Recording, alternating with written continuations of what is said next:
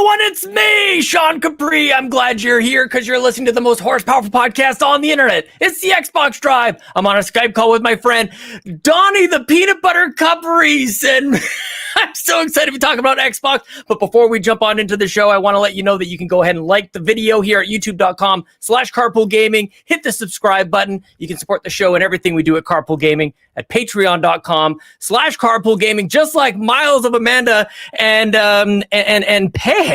Thank you so much for joining in with us at patreon.com at the gold tier. And you can get your sweet, sweet merch at carpoolgaming.com. Now, Donnie, hold on to your seats because we're going to jump on into the show. Bye! No power greater than X.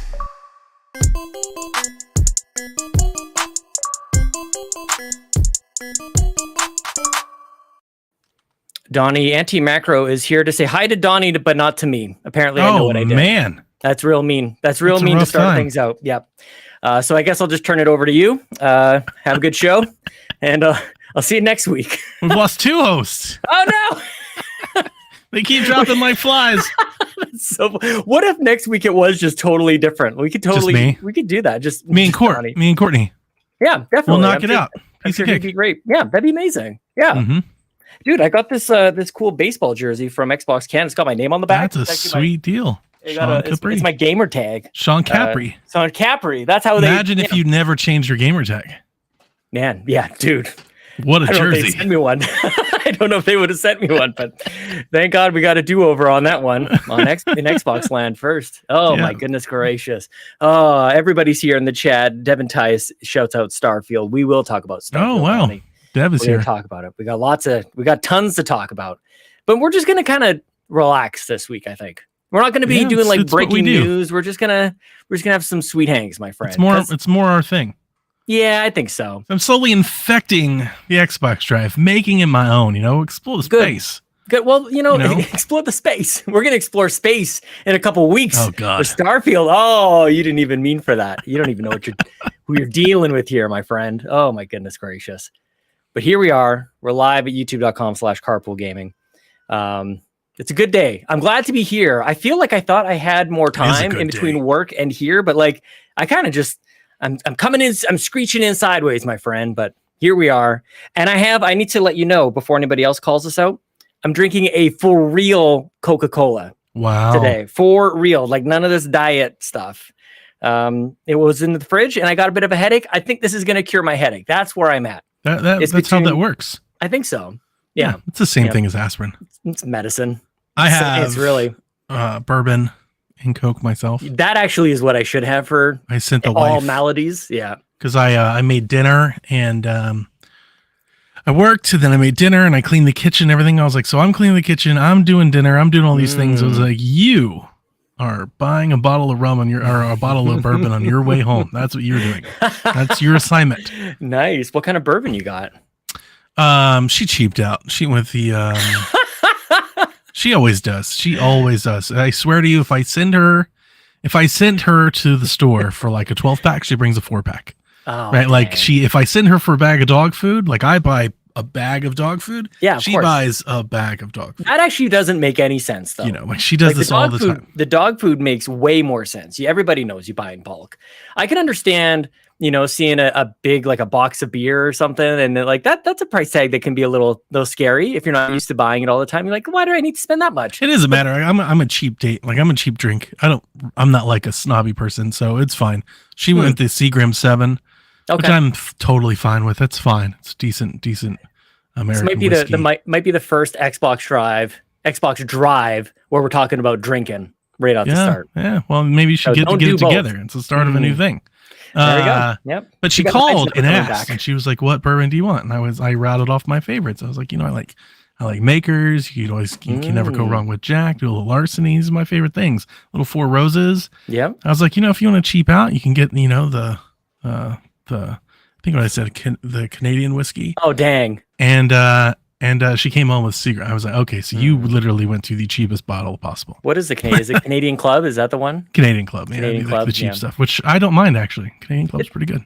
It's funny that you think that would be exclusive. Come on, Canada. Like, who are we over here? Phil Spencer? Just putting our stuff everywhere? Come on, man. Welcome to the Xbox Drink and Drive. Exactly. Please don't. Please don't. Look, we joke around about a lot of stuff around here. Drinking and driving. We are not driving. Real bad idea. I am not in my car. I'm in my home. I'm safe and sound. I'm dog sitting right now. We've got my brother's golden retriever and husky cross, and he's a good boy, Donnie. He's a very good boy. His name is the Blue. husky. I'll give you as like house sitting, but when you said golden retriever, I was like, is that really house sitting, or are you It's just not. playing with this person's dog? Yeah. No. Yeah. That's it. Yeah. No. He's a good boy. No. Took him for a walk this morning, and yeah, I mean, like we used to have dogs, but they died. Trigger warning, I guess. John thinks this is this weather carpooling. We'll just make Ryan the designated driver. Ryan is the designated driver. Me and Donnie are getting silly over here. We're partying in the back. For anybody who missed last week or perhaps the week before and is used to hearing Ryan Turford here, the man on the moose. Yeah, rest in peace. He's not dead. He died. Hit by a drunk driver. It's gone forever. Oh man, just terrible. But he will be back from the dead. Really? Does anybody miss him? Does anybody miss him? Maybe. Is it just me? Yeah. He's a good guy. Yeah. I'm not going to sit here and show. Does he have RPGs? I will. He's a good man. But he does have RPGs that he could be playing. He's in some cave somewhere. Damn. No, he left Garrett alone in the cave. Garrett Bland is in the RPG cave all by him. He literally did a show by himself this week. Wow. Yeah. So like hopefully he comes back with like food and so he just straight up left. He's just gone. Yep. No, taking a well-deserved break. He hasn't taken a break from content creation since 2014. So he's taking a well-deserved break. We'll have a new refreshed Ryan Turford when eventually he returns. But Donnie, like, there's so many games that we can talk about that like it's just us. Like shooters are back. We talked about this last week. Like shooters are back on Xbox. We're going to talk about shooters today. Maybe even some shots. How about that? Look, we started talking about whiskey. Shooters and shots. New podcast. And shots. I like it. just getting more and more hammered by the end of the show, making less and less sense, or more and more sense in our minds. Oh, potentially. Man, yeah. Oh, goodness gracious. Yeah. What has the show turned into, Garrett Bland, in the chat? Epicness is what I would call it. But I would say this is, you're going to be with us for all of August. This is 2 out of 5 shows that we've got you locked down for. Yeah.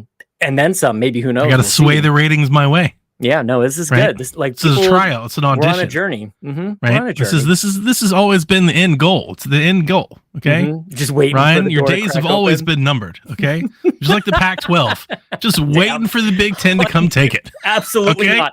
We're not talking about whatever college sport that's all about. Don't understand it. College sports don't matter here in Canada. John 32 gets it. He gets it.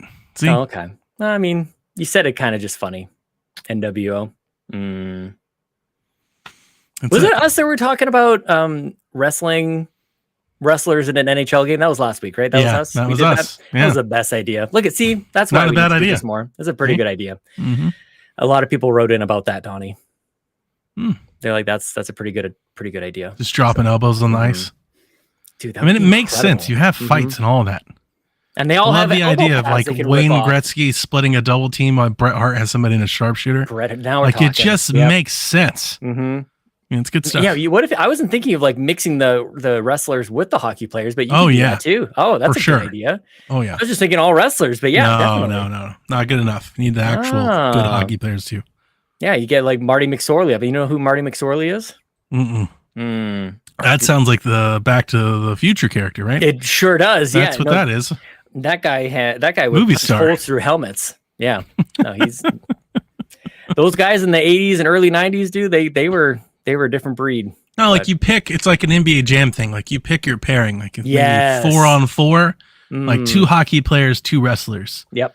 It's very charismatic. It's very profile. So you like your Ovi and Stone Cold versus like Sidney Crosby and Diamond Dallas Page. Look at you. I like that. Yeah, I like it. I think we can continue this. This will be like, we'll just keep working on this idea. We'll workshop it for about 5 minutes a week. And then by the time Ryan comes back, we'll have this whole thing done. We'll publish it on ID at Xbox. We'll have them read it. I think it sounds pretty good. We'll review I want to draw this up. I just want to like draw it. Have you ever thought of making a game? Not to like hard out of this, but have you ever? No, you're good. No, not even a little bit. No. I have ideas for a golf game that I've been like just churning on for years. You're good at this. Like the golf game that I would want to make or want to tell somebody to make for me. Sure. Like obviously I'm not going to learn how to make games, but like I have an idea for a golf game that I always gestate on. It's kind of like a mix and match of a bunch of different games. There is a place, I think, in game development now for like someone like you. Like now, like in the past, you had to have like the concept and the art and the programming. Like you had to do all of it. You know, like these teams that made like Doom. Like what did like 6 people make Doom? Yeah. You know, so like they had to do a lot. Each person had to do a lot. Now you got teams like one guy's just like a creative lead, you know, or a narrative lead. Like it's just a person to tell the story. Yeah, I'd like to have like more of like I would love to be like a feedback person for like a golf game. I think when it comes to golf games, I feel like I have like a really good, I guess, idea for like feel, like what it should feel like, what good feels like versus what bad feels like. Yep. Yeah, it's just good gameplay. I mean, it's just Tiger Woods 2004 versus Rory McIlroy. Oh, like, God, that's your good awful. Versus bad. Just awful. Yeah. And the new EA game isn't any better. They were like, we did it, guys. We fixed it. We got it. I was like, it's terrible. I had it from the library and I didn't even pop it in because you guys pretty. Just like, super pretty. That's the best thing you can say about it. It's really pretty. Made a real pretty game, guys. Just too bad it sucks to play. If only we could watch it. If only we could just turn it on and just watch it. Somebody else can play it. You know, that's what Twitch is for. Yeah. Oof. Anyway. Did you and I think you were on PSVG when this came up, and I want to refresh it because I think it caught you and Dev on one side of an argument and me on the other, that FIFA would sell. I said that FIFA would be the highest selling, like when EA had the FIFA license, that would be good selling. You were saying the name mattered. The new to the name is not gonna, dude. I'm seeing like this EAFC, like in the promotions and everything coming out. This game isn't selling 6 copies. I'm telling you that. I'm doubling down. I'm triple down. I mean 6 copies. I'm being facetious. I know you are, but it's gonna sell. It's not gonna sell like FIFA. That's all. That's what I'm. All right. So what would be the difference? What do you mean? Like a million less copies because they changed the name? Like what is the gap that you're trying to say? At least a million? Yep. I don't think so. $1 million plus. Yep. I don't think so. I like this. We just kind of did like a Rude's like line. Yeah. I don't think so. I don't think so at all. No, I think the people that like FIFA, the people that love FIFA have been playing it for the last 20 years. Like the name is not going to stop them from playing the game they love. I guess we'll see. Yeah, and I don't think there's a bunch of casuals that like just stroll into a store and they're like, I guess they don't make FIFA anymore, and they stroll on out. Like I think that is it. They'll buy last year's. That's going to happen. They'll buy. There's nothing casual about soccer. Oh, like it is like the most hardcore of sports. They've got all these different leagues, and they got promotion and demotion and all these different things. I play soccer. Look, there's 10 people on the field. Like you think they're all working hard? And that's also, and I think I told you this when you said this. Mm-hmm. The difference, I think, in your argument, I'd be willing to come to your side if there was a good alternative, and there isn't. There is no alternative. There is nothing else. It just is that. No, Pro Evo is gone. I guess like it's just gone. Like Mario Strikers. They just it's Striker. Like they don't have anything. There's nothing else. So if you want to play the new soccer game, that's it. That's the only soccer game. Who's on the cover? I don't know, like a bunch of people. It's like, it's like one of those like mixes. Like I can't. And I would be willing to bet that if there is any dip in sales, because I would be willing to bet it's probably just within the fluctuation of a year to year. Like I don't think it's going to be like crazy amounts. I think they'll probably sell what they expect to sell. I wonder what that fluctuates. Maybe I should like discover that before I make such a bold claim. Like it's going to be $1 million plus. Like, FIFA's is that what huge. happens in a year? I know it is. Like it's massive. Mm-hmm. You know, so, and it, like I remember it was making waves. I have seen FIFA stories just popping up on Switch blogs because it's still one of the. That's what I'm saying. I think the last FIFA game will still sell. Sports games. That might be true. People may, I don't know. There's probably some holdouts that are like, no, damn it, I'm gonna play the FIFA game. I don't think that's gonna be a thing because it's the same game. It's just without the name.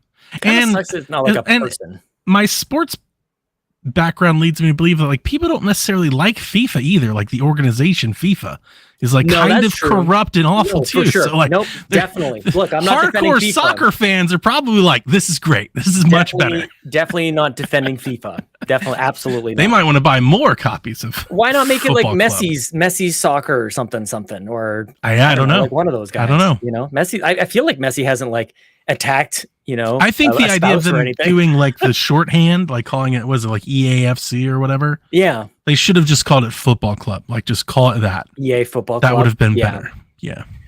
Yeah. But football in the States means something else. And people but like stuff. The picture on the box gets across that. Like that's not that too big. I don't know. I feel like the lowest. I feel like that's like a 1997 like Nintendo exec in a boardroom comment. It's like, yeah, but we don't play that kind of football. It's like we know, like the world has evolved beyond that. Like we get it. We know, I don't know, man. We can have two boxes of football. We can have the Madden football and the Messi football next to each other. I think people will get it. They'll figure it out. So funny if that was like what confused things. Right. Like, I would be hilarious if somebody's like, wait a minute, I bought football and it's not the football. Where's my foosball? I'm super mad. Where are the Patriots? Gosh. That'd be hilarious. Starthena points out that, of course, there is Rocket League, Donnie, so people could play Rocket League instead, and people should play Rocket League. I would recommend that you do so. Yeah, it's. I mean, I'm not going to stick up for soccer. Yeah, that's kind of. I mean, soccer with cars is much better. Don't get me wrong, real soccer. Yeah, no, I get it. Yeah, good to see you, man. Good to chat. I'm really happy that we're doing this. Like, I was thinking that earlier. You messaged me, and I was like, "This is cool." Like, I like the idea that we're podcasting like weekly together. We've never done that, but it is fun. We have like continuity, like weekly. Yeah. Well, we did Sweet Hanks for a little while. Was it every week at the start? I don't remember. It might have been. I don't even know how long we've been doing that. Yeah. No, I don't even know if we're doing one. I think we have Donnie just for this month. I don't know if we can do another.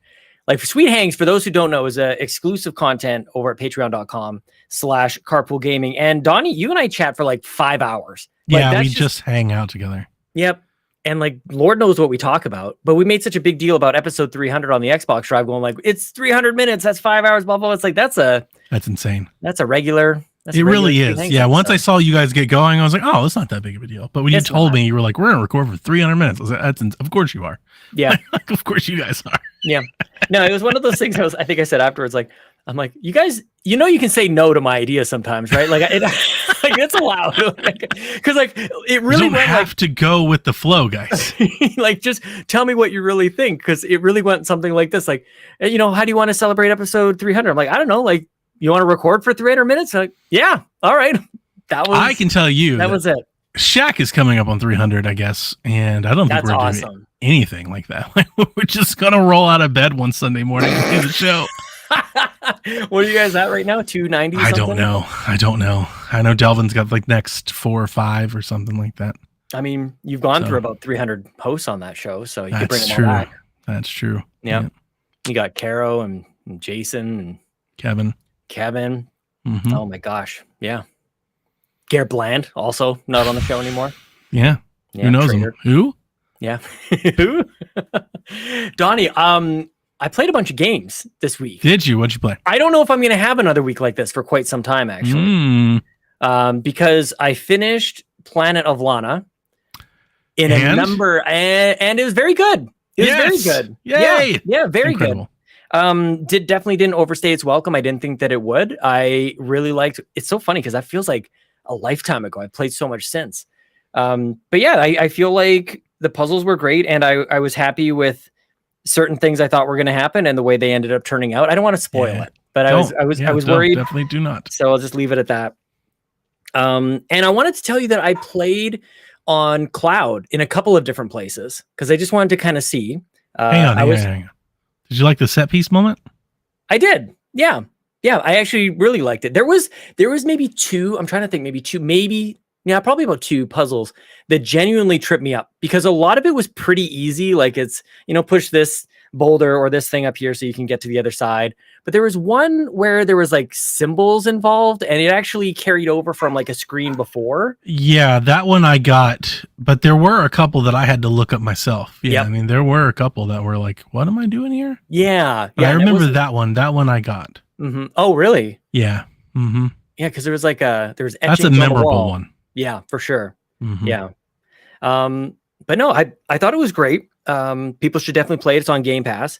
But I wanted to let you know that I played it on cloud, both on my Xbox, because I didn't want to download it, although that wouldn't have taken long. But I also played it in my bed, also very rare, with an Xbox controller on my iPad mini. And it was awesome. So good. Yeah. It was, I haven't played anything on cloud in quite some time. And my bedroom is 2 floors up from here. I'm in the basement. This is where the internet is. This is where the Wi-Fi is. So I'm 2 floors up, and Wi-Fi was great, and cloud was very good. Not that it's a very twitchy game, but it felt pretty solid, man. That's it looked good. Yeah. I haven't played cloud. I kind of wrote it off for a long time until I got the Ally. Yeah. And that it's really nice actually on that. I played Gears for like 2 hours on this thing via cloud. Yeah. And I was like, if I can play Gears on this thing via the cloud, I can play anything on the cloud. Like, it's very nice. The ROG Ally is very nice for cloud. It has a 120 refresh rate on the screen. Love it. And that is it's a game changer when it comes to streaming. It really, really is. So it really helps like smooth out some of that latency with the VRR, and you can't beat it. It's nice. Dude, you sent was that in the PSVG Discord? Somebody tagged me with the Starfield skin. Yeah, Ally. Garrett did the start. He was like, "Hey, did you check this out? There's a Starfield skin for the Ally." Oh my gosh, dude, it looks good too. It does look good, and I'm like, I wish I could have one of those. Somebody I think Garrett tagged me. There's a Starfield chair coming out. Oh, of course. And there's also like Starfield graphics cards out there. Like, dude, this game is going to be absolutely huge. I don't know if you're putting on that yawn or not. No, I'm not. No, I'm not. My eyes are kind of burning, and sorry. I'll tell you this now. I don't know. I think it's just a me thing, but I've brought this up in PSVG. When I put the earpods in, it makes me kind of yawn sometimes. I get like that airplane kind of feeling where everything is kind of Yep. So I just kind of do that when I podcast some. Pop it out. Yeah. Well, I got Brian next question here about Starfield. We'll jump to it a little bit later, but I did want to let you know that I did finish Planet of Lana. Very proud. I love it. It's very good. Game. People should definitely play it. I'm really digging what SteamWorld's done. Or not SteamWorld, Thunderful. Oh yeah, that's just a developer. Like they've been the publishing. Yeah, they've been great. I enjoy their games, and I like how they're branching out. Like they did the SteamWorld stuff for so long. Now they're taking on these other projects, and they're kind of branching out from that and kind of doing a little bit different stuff. What was the last one they did that came to Game Pass? The 3D platformer. I can't remember the name. The Gunk. I like the Gunk too a lot. Yeah. Nice so I finished that one as well. So both of these are hits for me, especially Planet of Lana. Planet of Lana more so than the Gunk. The Gunk was just, good. I enjoyed it, but I love Planet of Lana. It was really good. Yeah, it was like it felt very original. I want to know where the developers are in the world. Like, did you mention that last week? Are they from Sweden as well, or is that just or somewhere? It is, but they merged with it was Image and Form and who was the other one? They merged to create Thunderful, so I do think they're in separate places. But and then now they're publishing games from other developers too. That's what I thought this was. I thought this was a Thunderful published game, and that the developer was somebody else. Because it seemed like it was based on a concept by like a person. I think I remember that from the credits. Adam Starnligis. Yeah, Oof, like Finland, did not Sweden. Get that right. Yeah, but something. Yeah. Wishfully Studios. Who made this one. Yeah, like that's a Swedish indie studio. There it is. Yeah. Very cool. Just like cultural kind of stuff coming in through there, and just a different art style, very bright and colorful, but not like the most cheery themes throughout as well. So just I don't know. I like that mix. I like that. It's kind of, it's not at all like Midsummer, other than the fact that it's bright and cheery, but not a bright and cheery, but dark experience. Yeah, I do. I mean. I know it goes without saying, but like it's so pretty of a game. It's just like a really great visual look to it, and to then pair that with a rewarding soundtrack that I enjoyed, and then to pair that with a like an enriching story, and maybe care about these characters. Like there's so many games that like I don't see so many that kind of do this. There's been several. I've played them over the years. I get excited for them because this is kind of my jam. Yeah. And I think Planet of Lana exceeds where so many kind of fall short. Yeah. There was that War of the Worlds game. I can't remember the name for it that I was so excited forever. And I did play it and beat it, but it wasn't as good. Very similar, but it wasn't as good. So yeah, I really like this one. It's pretty awesome. Yeah, I'm glad you highlighted. I'm glad you described it in the way that you did, as like a inside limbo kind of experience. Because I guess I hadn't looked enough into it. So, and it was 4 hours long, honestly. Like it wasn't, it's not like a triumph of mine to have completed it, but I thought it was really good. And you also continue to influence me because I also, as you know, I purchased Warhammer 40. Got in that bolt gun. Tell me about it. Boomer shooter, man. The way you describe is so good. I can't even like try to compete or even compare to how you break this game down. But it is so fun, and thank you. I want to replay every level. Yeah. That's where I'm at with it. Yeah. I finish it and it's like, it brings up kind of like a quick, you beat it in this many minutes and you got this many kills and you got this many secrets. I hate it when the secrets are like, and you got 3 out of 9. I'm like, exactly. There was 9? Like, where were they? That makes me so mad. I'm like, 9? Mm-hmm. Oh my God. Because I feel like I'm exhaustive. Yeah. Like I'm jumping on everything that can be jumped on. I'm finding every door. I'm looking under everything. And then I get to the end and they're like, you missed 13 You weren't secrets. even close. I'm like, gosh. Yeah. Replay. There must be some like underground something. It's so good. It's so good. Like this was I'm really glad I found it because I was digging Space Marine, but again, like it was old. Like it just feels like an old game, right? To play something in the Warhammer, like, arena, but to be modern and new and like super fun and like that is the perfect primer for me to try Space Marine 2. Like it really is. Like this was the game that I was probably looking for at the beginning. It's great, man. I think it was the 3rd or 4th level. It's a very Doom Eternal kind of arena that you kind of end up in, and it's just like you descend and you kill as many guys as you can, then you go get a power up, and then you come back and shoot as many more, and then you go get some more health, and then you come back and do all the things. And there's like a flow to it. Like you can find definitely a better way, and if you just go guns blazing, you'll die. Like there's no doubt. It's tough, especially when they do the purges. Mm-hmm. Like, or they just come out of everywhere. Oh man, it's I'm so like, run away. Mm-hmm.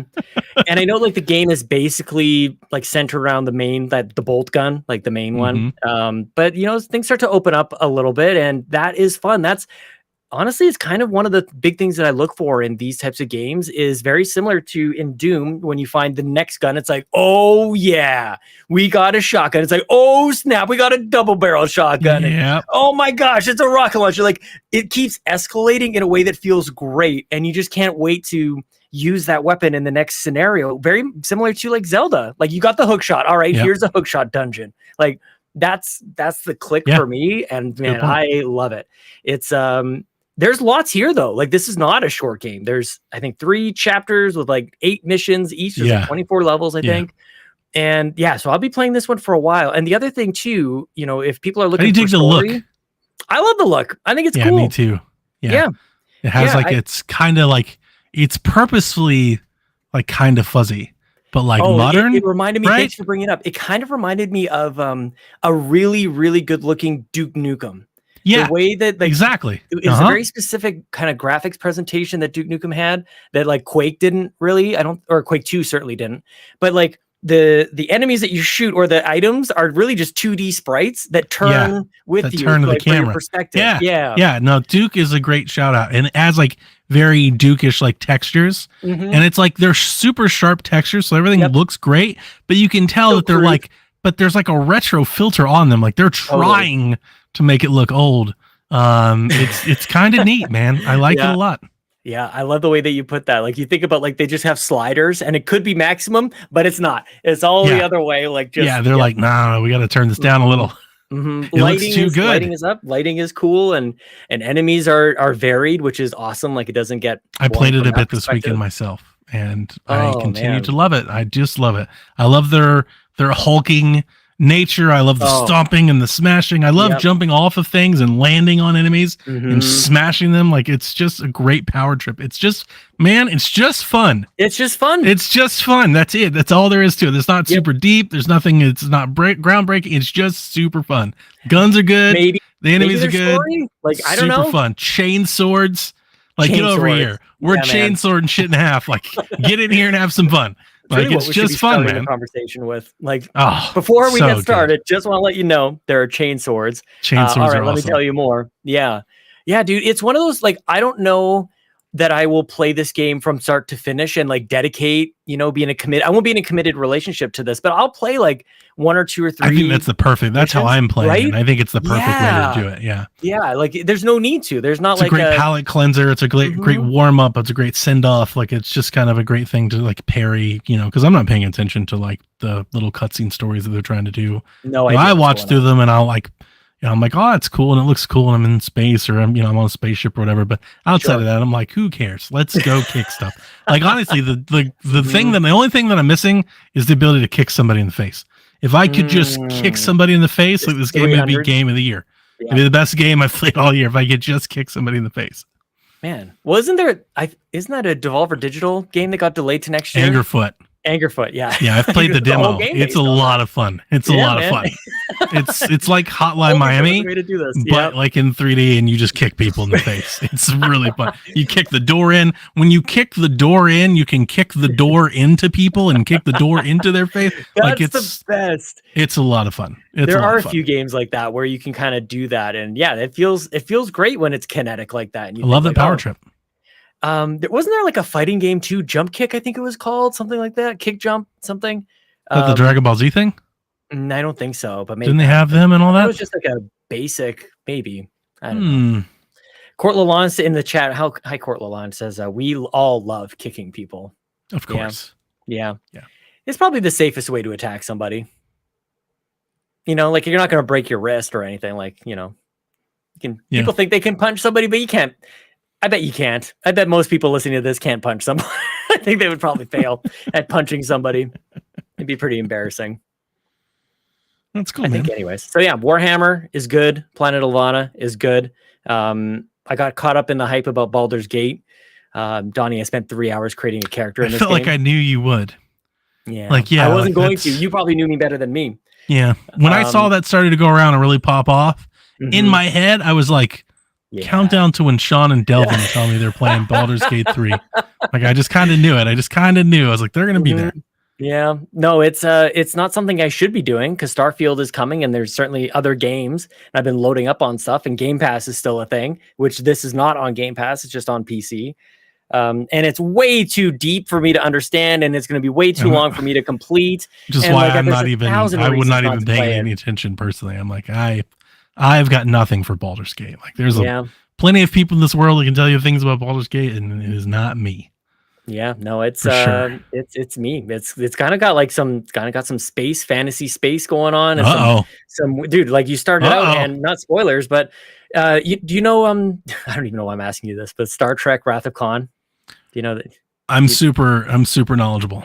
Are you really? No. Yeah, all the way down to like the minus of details. Like the ears, the ear. I know the extras that were on the show that weren't even credited. You do not. Shut up. Of course I don't, Sean. I've never watched any Star Trek thing, anything. Anyway, they put a worm in your eye and it's very strange. And it's like, yeah, it's very weird. This game, it's cool, man. It's very, and again, the character creator, shout out to the damn content creator on this one. It's very good. I just want that. Nice.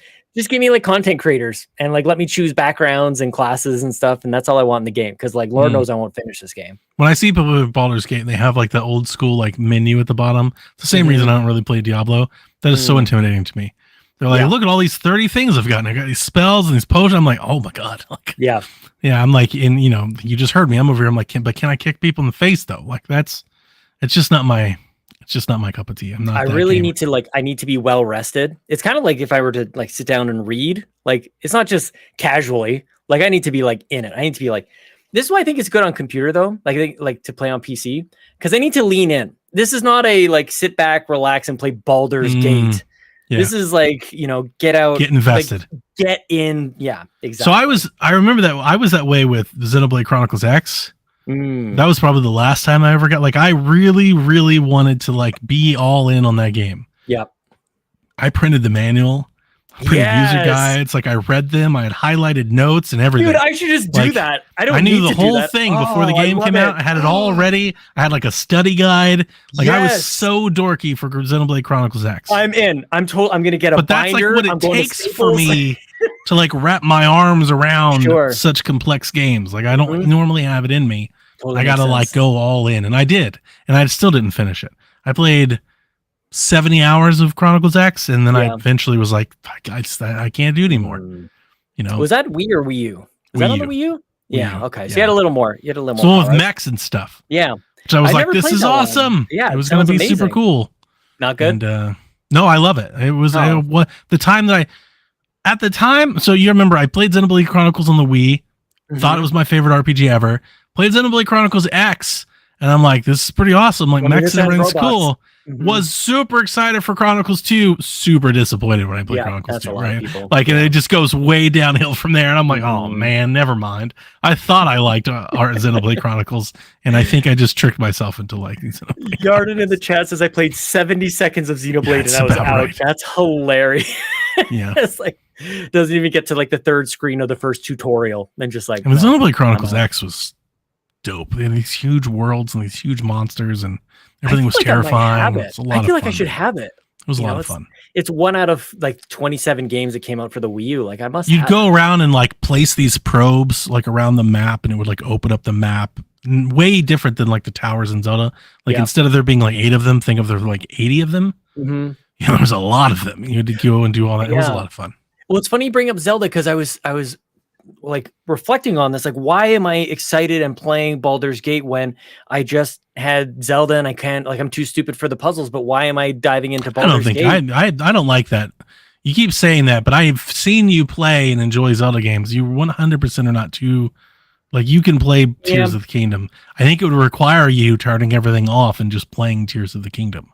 I just need to, and it's actually the same with Baldur's Gate in a way. Like, both games I started on stream, and you know, with Baldur's Gate, I had wonderful supporter and listener of the shows, Drellesh, guiding me through the whole process, and he's kind of giving me like all the background. And for a game like Baldur's Gate, definitely helps for somebody who's like been around the block a few times.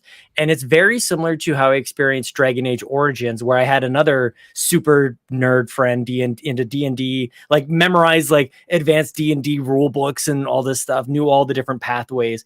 So I could kind of talk to that person about my playthrough, and they would go, oh, you're on this path. Like, they would also be able to say, oh, if you chose this at this point, you would have had this to happen. And I think that is like, that's really what gets me going with some of these games. Is I don't intend on playing them more than once, honestly, but I like to know like what else is possible. I think that's fascinating. So that's kind of exciting. Yeah. But yeah. So next week I'll be telling you I'm moved on to something else. I'm sure. You know, played Baldur's Gate 3 for 3 days, and now I'm playing such and such. There's nothing wrong with that. That's good times. Quake Remastered. Dude, I played Quake 2 today. Yeah. Played 2 hours of it. It's my first time playing Quake 2. Yeah, I've been playing it since I made dinner. I made dinner early. I told my wife, I was like, I'm making dinner early because I got a podcast earlier than I normally do. And I was like, but I'm making dinner early so I can play Quake before the podcast. It's my first time playing Quake 2, and it's fucking awesome. It's awesome. So good. It's so much better than the first one, which really I had a lot of fun with. It's very different. It took me 15 minutes, and I was like, oh, this is not the same thing at all. This is much better. And the remaster is perfect. It is so and I'm playing on the Ally, but I can't imagine this thing being a problem on anything, right? Like, I just saw Switch has got to play this really well and everything else too. Yes. I want to find this video. Keep going, but I'll find the video that I think it might have been Digital Foundry, but maybe somebody else. And I'm playing on the Ally, and it is smooth as can be, and it is bright and vibrant, and I love the glow effect that like all these environments have. And I'm pushing all the buttons, and I'm opening all the doors, and I'm getting all the keys, and I'm shooting all the people. And I found you just run into buttons. You don't push the buttons. You run into them. The super shotgun, and I'm blowing people away like it's Pulp Fiction day. I mean, I am having a blast. Yeah, it's into so pieces, into just like mounds of meat, just bloodied on the ground. So good. I was in Discord earlier, and PSVG were arguing over kids movies, and I was like, clearly y'all don't have enough Quake in your life. Like, I don't. Like, this is like, look at you and all of your free time where you should be playing Quake. Okay, because it's awesome. I bought the Switch copy. I have a Game Pass. Really? I'm playing on Ally. And I was like, I bought the first one on Switch. Me and my son played some multiplayer together. And I plan on doing the same thing with Quake 2. So I bought the Switch copy, and I told him to download it. And we'll try to play some multiplayer. I mean, I played for 10 minutes. So not you can play like hours. 8-player multiplayer, and it's like cross-play, and it's cross-save. Like, it is literally everything that every game should be. Like, people should really support what they've done with Quake and Quake 2 Remaster, because like they're really doing the thing. They're making sure that like you have all the options, all the accessibility features.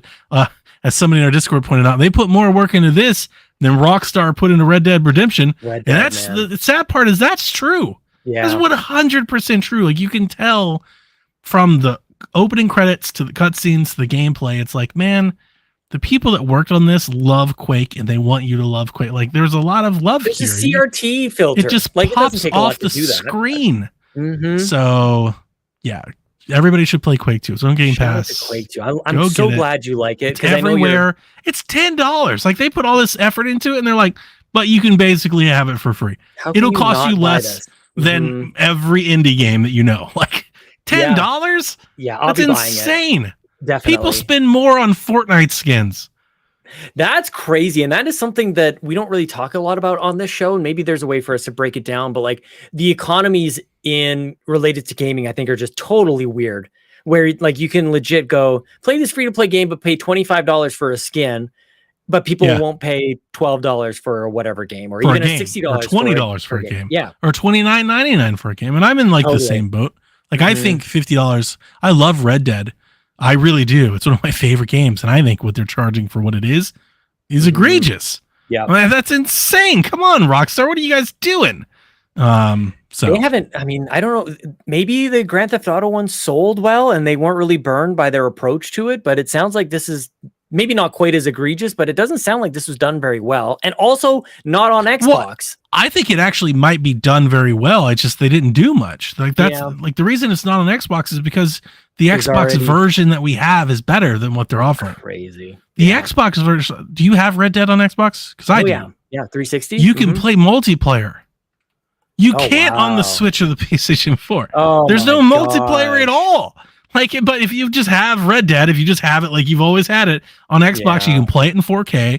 Everything's upscaled, has FPS boost, and you can play multiplayer. And it's like $20, like brand new. You can go to Walmart and get it in a brand new Xbox One copy for like $20, or you can get it used for like $10, or you can buy it when it's on sale in the Xbox store for like $4. Like this has been around for years. I said this last night, but I'll say it again. For anybody, like I got my Xbox Series X early for whatever reason. They sent it to me like 2 weeks before it released. You remember? Right. Yes. And a lot of the games weren't launching. Like nothing that was supposed to go launch day would work. So I had to play back compat stuff. It's the only thing I could play. Hilarious. And I played Gears 1 and Red Dead Redemption. I played Undead Nightmare. That's basically what I was playing. And I was like, this is great. Like it's so good.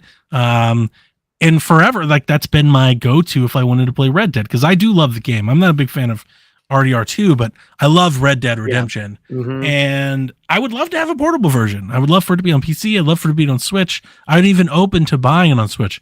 Not for $50. Yeah, man. Not when you're it's basically a port. Like they've they've made some alterations to the contrast and maybe like a little lighting, but like it is basically like the PS3 version of the game, so minus the multiplayer at 30 frames. Yeah. I mean, not that it's unplayable at 30, but no, it's not. It's fine. It's fine to play at 30. It's just like they're just not. They've made so much money, like buku's amounts of money. There's no reason for them to put in such a low effort. Like they should have just tried. Like at this point, it's not even trying. Like at least the Batman games on Switch are like 3 games. It's a whole collection. Like there's a little bit there. Yeah, this is literally a lot there. Yeah, this is literally just like here's just the game, and they'll get away with it because it is a great game. Yeah, and people will buy it. But I feel bad. It's just it should be called out. I agree, because we should expect better from them. Like if they were gonna do this, then just make like I was saying this last night. Like all the people that have the game on PS3, like just give them the copy on PS4. Yeah, that's I'll make them buy it again. That's ridiculous. Yeah, a port for when you put it like that, like I don't know, it's basically saying the same thing, but it hits different. Like it's the same game as it was on PS3, but it costs $50, and you can't play back compat over there. But you can on it. It makes me want to just like play it anyways on Xbox just out of spite. Like I'm just gonna do this. Like, if that makes any sense at all. No, like, I get it. Like I get that feeling, and I think most people should feel that way. They should be like, why would I just give you the money? Like, I'll just do it over here. Because you can just get an original 360. You don't even need the new disc. You can just get an original 360 copy and just put it into your Xbox and play it. It brings into the question, like the whole backwards compatibility initiative. And I know we're having conversations like this on Nintendo podcast, but like there's like, you almost wonder, like, why would they do backwards compatibility if we keep buying old games again and again and again? Like 60 million of them, to be exact. Yeah, there really isn't Mario Kart. Is that what you mean? Yeah. Yeah. Yeah. It's not like a million copies. We're talking about a lot of copies that were sold of old games over on Switchland. They bankrolled an entire console on a Wii U game. Like, holy crap, dude. Yeah. And then they added some more. I will say, like, I don't feel really too much negativity towards Mario Kart, like, at all. It is an old game. The DLC in the Wii U is like, I remember back when it was released, it was like, that's how you do DLC. Yeah. You know? Yeah. And now it felt it's abundant. The expansion pass. Totally. It was abundant for the money. It was like, why would you not buy it? It was so much. Yeah. Mm-hmm. Yeah. So yeah, but I don't know, man. But the back compat thing is interesting. And, you know, a theme in Xbox land is we don't really do a very good job as an Xbox community, I don't think, of celebrating the things that make Xbox very special. And back compat is one of those things. Definitely. It's one of the best things they've done in the last 10 years. Totally. Like, that announcement at that E3 was a huge moment for them. Yeah. And you're right. It is something that we should continue to like spread the word on and make sure that people are aware. And like, we just saw it. Like, we just saw Call of Duty take off in a major way, right? They turned on the servers, and all of a sudden people were playing Modern Warfare and Black Ops and stuff all over again. And it's like, we want more of that. And I'd like to see more of that. I wish they didn't close the program. I wish it, like, it's so, I wanted to say two things. First thing I wanted to say is, you were saying it's an interesting conversation. I think it's only an interesting conversation because Xbox decided to do back compat. Right. Had Xbox not decided to do back compat, nobody would be expecting it. Yep, totally. Yep. Two, Xbox is still like woefully behind like where PC is, which is like kind of half Xbox right now. Like, Xbox is like half console, half PC. So I wish their commitment was further. I wish they would keep it going, as opposed to like, we did what we did and like we turned it off. Like, I would like to see them keep it going. And I think, I definitely think from this point forward, they will. Like, I think all of our Xbox Series X stuff will be compatible with the next thing and the next thing. I don't think they can go back. I agree. Now. Yeah. Well, and I wonder if the whole Activision thing, like if it unlocks any other licensing stuff that wasn't able to happen I would hope before. So. I don't know. I also don't understand why that's a thing. I don't know that I've heard anybody explain it to me in a way that like makes sense. Like why licensing has anything to do with anything to just like enable a box to play old discs at the very least. And maybe it's because they also want to sell it digitally. Maybe that's it. But like, why wouldn't my disc Series X, like, why couldn't they just allow me to put it in a 360 game if it technically works? Yeah. Like, I don't understand why licensing has anything to do with that. I think licensing, when people usually say licensing, they're speaking to like intellectual property, and there may just be like a time frame on the original agreement or the contract for those. Like, Activision published several Spider-Man games. I don't think Microsoft can just turn on the Spider-Man games because they don't own the rights to the property. And the original agreement for the property was probably just for the 360, you know, for it to be playable on just a 360. It was probably just for that time. They can't just turn it on because it's not their property to do so. I guess so. It's that's same thing with like the music and like the music, Guitar Hero and stuff. Music, like it's the same, like sort especially of in like a time frame kind of thing. Like you have the rights to use this until such and such. Especially if you're like trying to sell it. That's where I'm getting stuck on. Like, if I had already owned a game on 360, why wouldn't I be able to like just play it on another system? But the IP holder would tell you it's because you're not on 360. They'd be like, hey, if you pull out your 360 and put it in, you can play it. Yeah, interesting. You know, but that's what they would tell you. But isn't, like, I guess, again, another place I get tripped up is with Wii compatibility, like Wii and Wii U backwards compatibility, or Wii to GameCube. And it's like, it was 100%. Like, it wasn't like this or that. It the GameCube was like, you could just literally put in your disc and play. Totally. That's what I mean. Like, and that's where did that stop? I guess, like, where it basically just, maybe it's because it's a software thing and not a hardware thing. I guess because probably it's basically emulating it. But here's the thing. I don't think, if I had to guess, I honestly would just say that 2003 is very different than 2023. Yeah, I think that's probably the answer. Yeah, that's probably true. I think in 2007. People weren't as, you know, involved with all the IP, and like we hadn't done all the brand campaigns and brand awareness, marketing dollars, and really fought through all of this. Like, IP law was fuzzy and murky, and you know, Very I don't think there was anybody really doing things like that then. Yeah, that's a good point. Yeah, where you can, Whereas if you you can fast create forward something, 15 Mhm. years, I think a lot of like legalization and people being sued and lawsuits and stuff have stopped that from being a thing anymore. So weird. I'd love to learn more about it, honestly, because I think you are onto something. I think part of it too is if they're going to open something up to back to being able to be played backwards compatible, they would want to sell it backwards Yeah. compatible. Yeah, of course. Because that's how they bankroll the whole thing. So that's where, to me, that's where licensing comes back in, because they'd want to sell it again. So it'd have to start new, I guess. But Yep. yeah, that's where it starts to come full circle for me, I guess. Yeah, it's not just for people who already own it or can get a copy at GameStop or something like that. It's Yeah. they want the digital side, and of course the Series S is all digital. Or if you're putting it in Game Pass, and that's technically selling it. Yeah. Yeah. Okay. Yeah, that makes more sense. But I just feel like we never really like stop to ask. Like, what do you mean? No, you're right. Yeah, I think it's just like, honestly, I would chalk it up to lawyers. I think at some point a lawyer walked in the room and they were like, "Hey, cut it out. We're not doing that anymore." Yeah, it does seem, that's funny because it's maybe one of the last bastions of very like scrappy kind of 90s, even just like, we'll just make it work, Yeah, just I love that. Or like, I feel like we miss more. I've been saying that for a long time now. I miss a lot of that energy. Like video games from like 1995 to like maybe 2008 were very like rebellious and like on the front end of tech and very like anti-corporate, and it's all just been taken over by the billions of dollars, right? And like we just don't get that. There's very little of like, we made it work, we did this awesome thing, like we're deploying technology and all that. Like it doesn't have that kind of energy anymore. Yeah, it's a lot of suits.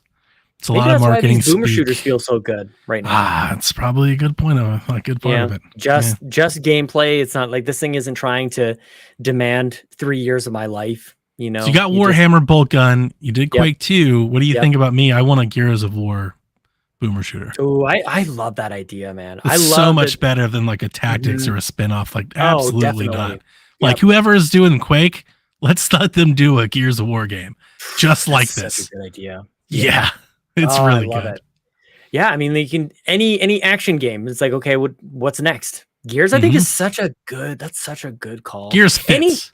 But honestly, like I'd be down for a Halo or a Call of Duty one or a Wolfenstein. Wolfenstein fits, obviously. I mean, yeah. But I would love. But I just Gears really like if they can't like I can't tell you how excited I would be if like the next E3 show. They showed off a Gears of War boomer shooter. Yes. I'd lose my mind. And it's probably such low effort. That's the thing. It's so low effort compared to the projects that they have to undertake. I just love the idea of them doing it.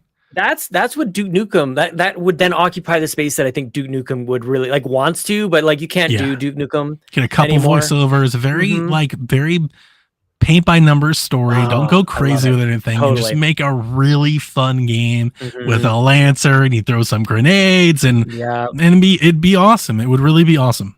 Make it. I'm such a fake fan. Tell a Hivebusters story. Do something offside.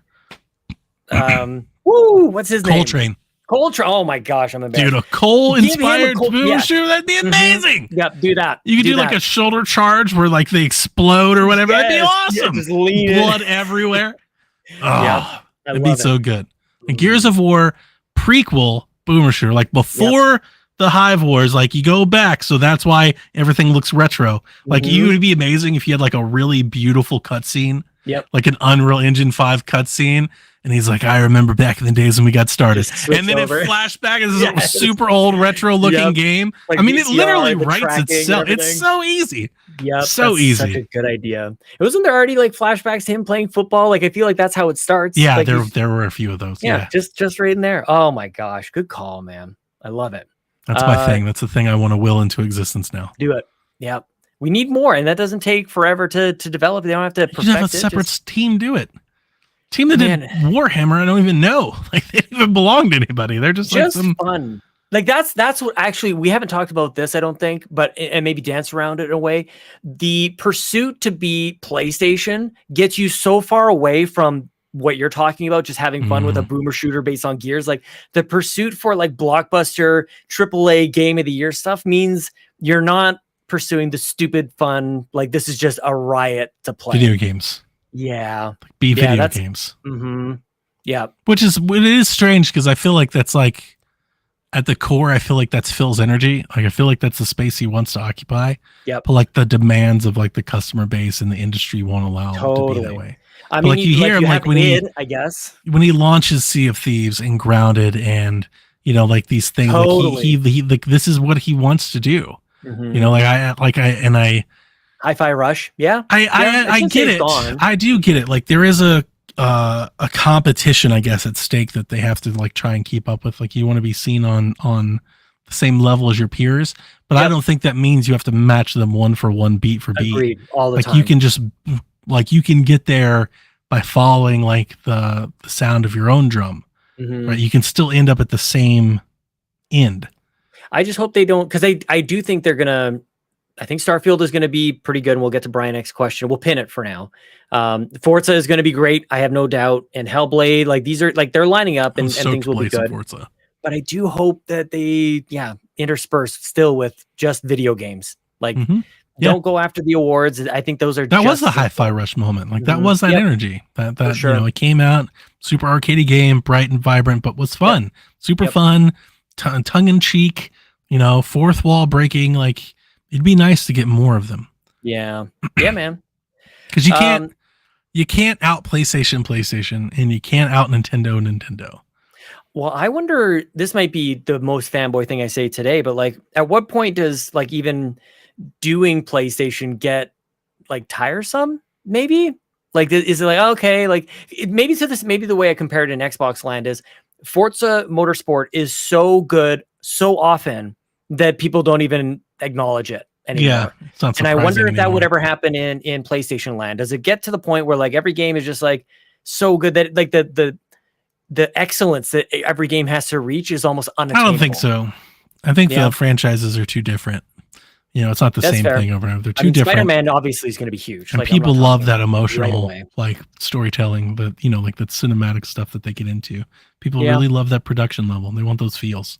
I guess where it comes from, that sentiment comes from like Xbox originally really doubling down on shooters, and like shooters didn't really, they're not what they were as far as like a market leader. When you think video games, you think shooters, like that's not what you think anymore. So I guess like any approach isn't forever, I guess is what I'm trying to say. Yeah. I mean, definitely the sparkle is like kind of definitely faded where the whole industry used to revolve around them, but I still think they're really important. Like they still drive the industry, but I get what you're saying. Like they don't get the awards. They're never going to get the, like Call of Duty is never going to, like, it doesn't matter how good they are. They're never going to get like that sort of acknowledgement. Yeah.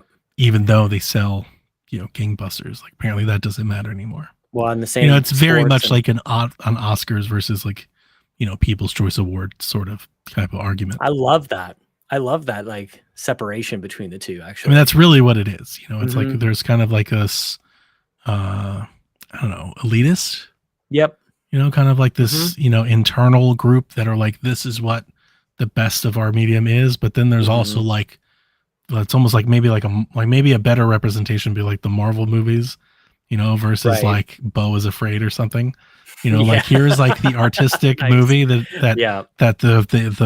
the Academy is going to prop up, but then here's the movie that like 30 million people watched. Here's the Mario movie making $1 billion. Of course, it really much comes down to sort of that sort of argument. Well, it reminds me of this isn't the PlayStation Drive. I'm sure the guys haven't had a chance to listen to it yet, but like Twisted Metal apparently is good. Devin loves it, and I've the several of like the sources and blogs and stuff I've seen, they seem to like it, so I would agree with it. I was pretty turned off by the trailers. It's just same. It's not the vibe that I want from anything with Twisted Metal, so I don't think I'm interested. Like the fact that it's so silly, I think that's the thing that people like, and I'm like that, but that's not what I want from Twisted Metal. Well, and I don't have Peacock, so I'm not going to get it for this. But the reason I bring it up is like that's a video game, and that it was really made is. I love the heyday. When I was little. Yeah, just a fast, and that's part of like the history and the formative years of PlayStation was that Warhawk and Crash Bandicoot. Crash Bandicoot's more like mascot. I remember when I platform found thing. Twisted Metal for the first time. I was like, "Oh my god, it's like Mario Kart, but it's awesome!" Yeah, You know, like I loved Twisted Metal. hardcore. It was so good. Yeah, Did you play anything? Are we still in Vigilante playlist? Vigilante 8, dude. Thank you for bringing it up. I Yeah. say that game and nobody knows what I'm talking No, about. I know exactly what you're talking I about. I love played it. all those things. I love kart racers. I always have. Go on GOG and get Interstate 76. It was the PC Vigilante 8. Oh, It's a really? Oh, that I 70s haven't based. played. Yeah, it's probably not good to play Oh, today, yeah. but I played it back when it was, on my neighbor with the PlayStation had Vigilante 8 and I was next door playing Interstate 76. And it was very much like a Springfield and Vigilante 8 at Shelbyville home. kind of thing. Yeah. I play in River City Girls still. I played a bunch of Nice. that over the weekend. My power was out. Oh, We no. had some terrible storms come through, so I played like some Pikmin because my power Okay. was out. Yep. And all then, your portables. I played Saints Row. Nice. That's like the Nice. thing I booted up. I wanted to get back to it. They've Mhm. had the new expansion and all the DLCs and everything. And like, I played a decent chunk of it when it came out. But I started playing other things, and I always told myself like, I'll come back to it when it's like really polished and finished and all that. And I just booted up yesterday, and I played a little bit of it. I'll probably keep messing with it. I like it. Nice. Shout out to Bob Oblaw in the chat, who also has the greatest name, playing Wacky Wheels. Again, a game that nobody knows what I'm talking about That when I one shout I out don't Wacky know, Wheels. yeah. This is an absolute ripoff of Mario Kart, the original Super Mario Kart, but you could only play it on PC. It's like an Apogee Oh, game, wow. I think. It was all animals, like you play as a tiger or as an elephant, and it looks Apogee like software. Yeah, dude. Like I definitely, this was like a shareware game. You get like a demo, but then you could send in a check and maybe get the game like 3 months later. Like that's how you used to buy games because you didn't have the internet. But Wacky Wheels is that's a call out. Yeah, Nice yeah. one. I'm looking at Blah, some screenshots of it. It's pretty Yeah. spot on. That was so. We didn't have consoles, so we played whatever we could get our hands on, and we were just happy with it. Like there was a Street Fighter port on PC. We were playing with keyboard, like just terrible. Mortal Wow. Kombat, we played with a keyboard. Yeah, dude. Like playing in PC in the 90s was something else, man. Like we weren't allowed to have video games, but we could have a PC. So I guess that made, because it was for homework and whatnot. Sure. Yeah. Yeah. Oh man, sorry for interrupting, but yeah, shout out to No, you're Wacky good. I mean, Wheels. that's really it. I don't have too much to go into any of those things. I'm just kind of playing the same games. Played Nice. definitely still digging River City. River City Girls 2 was really good. Yeah, I actually fired up because we were talking about it. I didn't mention it. Scott Pilgrim. I just wanted to hear the Yes. music. I just I wanted to love it. hear the soundtrack. It's so good, and I realized I don't think I've played it since reading the books and watching the movie. So I played it like when I first played the game. I It's like didn't you know went what through was going all on. the source material and then you didn't play the game. Yeah, pretty much. Bummer. Yeah. So I played the game, didn't know what was going on. Read the books, watched the movie. Now I'm going back. I'm like, oh, neat. Is that your original? That's your thing? Yeah, I played the game too. Like my original introduction was the game. Was the game same? Yeah, that's Yeah, what I'm I saying. played the Yeah. game and loved it. I was like, man, because Yeah. to me it was such a throwback. I was like, we don't get games like this anymore. Like there was Yep, no just like like beat 'em beat 'em up. ups anymore. Like, I think I played Castle Crashers and then Scott Pilgrim. Oh, Castle Crashers. Yes. You know, and I was just like, Yeah. God, I love games like these. And then Mhm. I was like, they're making a movie. Yeah. It's like, no way. And then I like fell down It's the a rabbit hole. thing. Yeah, and then I Mhm. remember telling people years ago, but I remember people being like, well, like what's your favorite movie about a video game or something? And I'd be like Scott Pilgrim, and they'd be like, well, you know, it's a comic book, right? And I'm like, no, I don't. I didn't know that. Don't care. So But I'm thanks. definitely like I Wow. don't know, the weird one, the outside. I'm going in reverse. I found everything Yeah. backwards. Yeah, I think there's a lot of people like that. Like the movie's obviously, I think the most it has accessible. more appeal. Yeah, and it Yeah. has the stars, and you know all the people, and you're like, Yeah. come on, Dude, yeah, the cast on that movie is crazy. incredible. Yeah, It is. Everybody's in that and it's movie. really funny. Like it's really Yeah. good. I love the movie. So Yeah, no, that is the Scott Pilgrim comics are my gateway drug into comics. Like that's how my life path is. Like I wasn't into comics, always wanted to be. First comic I really bought was the first Scott Pilgrim book, and I was just like, this. I is bought those special everything. editions, and I still Yep. haven't like sat down and read them. Oh yeah, like the hardcover, the color Yeah, ones. the Yeah, colored ones, that's yeah. what I have. Yeah, yeah, they're good. Ryan and I, people on Patreon, we haven't done this probably since last year. Ryan and I went and read every issue, and then we did an episode. We called it the Geek Outs, and we did a full like spoiler cast on each of the Scott Pilgrim books, by the way, so people can. I remember your Geek Outs little segments you guys used to do on the pods. Yeah, man. Those were cool. Oh, shout out to What are Bobby. you geeking out about? Yeah. Yeah, Bobby at the Geek Outs, man. Mhm. Oh gosh, that guy's the best. Yeah, so people can go check that out on Patreon if you like Scott Pilgrim. It's all there. And I want to do more of that. I want to do more like movies as well. I want to like Sure. spoil the hell out of It's a good space for it, like little one-offs Yeah. here and there. Like that works. Totally. Yeah, nothing like regular because there's a lot of stuff going on, but Scott I mean, Pilgrim, you can't commit to one every week. You got to play Baldur's Gate. I gotta play Baldur's I expect you to beat Baldur's Gate before Starfield comes out. Don't Sean. put that on me. No, you don't. No, you don't. You don't expect I'm going to be that. checking your playtime. Okay, I'll have you know. should. You should. It hasn't changed since I streamed it, but that's a whole other story. Have you seen Adam that like says- that meme of like the unfinished game, like in the pool? Right? No. Like the Oh, kid. yeah, yeah, like, there's like, all holding that- the kid, and there's mhm. unfinished games everywhere. That's like, me. yeah. Yeah, I mean, it's all of us. That's not just. It's all of us. We all do that. Thank you for saying that. Thank you. Yeah, You're we right. all do that. Yeah. How Some is of this- us may how do is it this more me? than others, but like the we most all common do. thing That is just ever, a and it's thing gamers do. Exactly. Exactly. Nobody Maybe should be 'cause I- ashamed about it. I probably put it on myself, honestly. You're a It's good probably sport my about fault. it. Easy It's target. fun. It's fun. Adam says Scott should have just dated Knives. Yeah, I mean that's not wrong, but I am a sucker for Ramona. Yeah. I'd jump through hoops for her too. There's, you know what? Well, in the movie, maybe not so much, but in the comic, Kim. Shout out to Kim. Oh yeah? Yeah. Okay. Kim, yeah. I'm a fan. And there's moments. There's all this stuff that it's such a douchey thing to say, but like, no, the book The is books better. are better. Yeah, of course. Yeah. But like, there's things that didn't make it into the movie, and yeah, it's just such a cute group of kids. They're just going through life, and they're just having fun. They're just trying to figure it out. I just never felt like Ramona liked Scott in the movie, Yeah, I think that's intentional. like ever. No, but Yeah, in the she's book, like, kind of dismissive. She's like totally. He's like, trying to earn her, like win her over. Like, Yeah. I think that's part of it. I mean, the guy's kind of going but- through hell to get with But I her. think that speaks to like why it strikes a chord. Because I think a lot of people People feel get that it. way in high school. Mhm. Like Yep. they're pining over somebody that won't give them the attention of day. And they're Yeah. unnoticeable. Like that's why Scott Pilgrim is so great, is that like if you like, at least with the movie and like when I found it speaks to that like coming of age, Oh, like absolutely. young teenager youth time. Like that's yeah. why it's so good. Yeah, it makes you feel the feelings, like in the like the butterflies. Oh yeah, it's great. Yeah, definitely. Adam says Pinky's up when we say the book is better. Yes. And the game is still awesome. Like Yeah, the game we is need great. more beat 'em ups in the world. Like Yeah. they kind of had like a little thing here. Like, Gears beat him up.